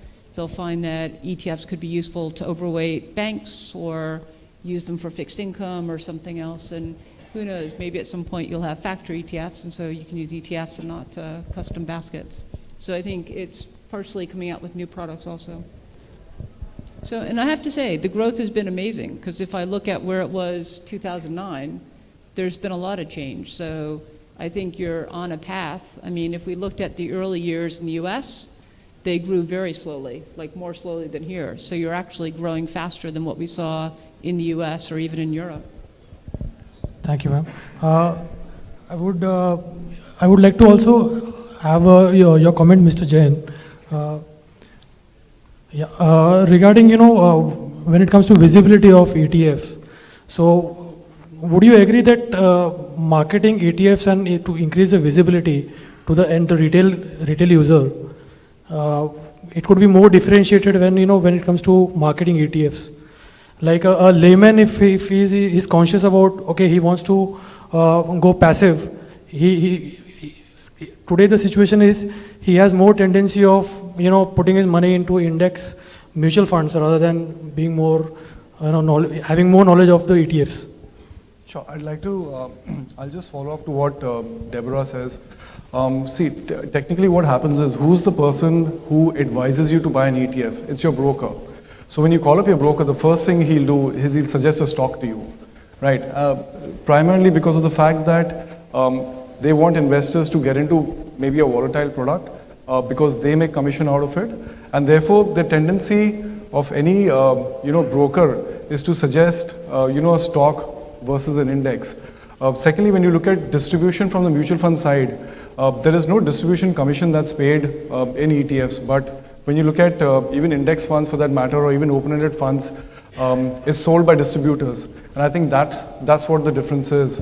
But looking at global markets, I think all markets have gone through that phase. I think this debate that we're having today, I think the US had that debate way back in 2000 about active and passive, and why is it that passive is not picking up, and boom, after 2008, 2009, we saw a huge growth happening in passive products.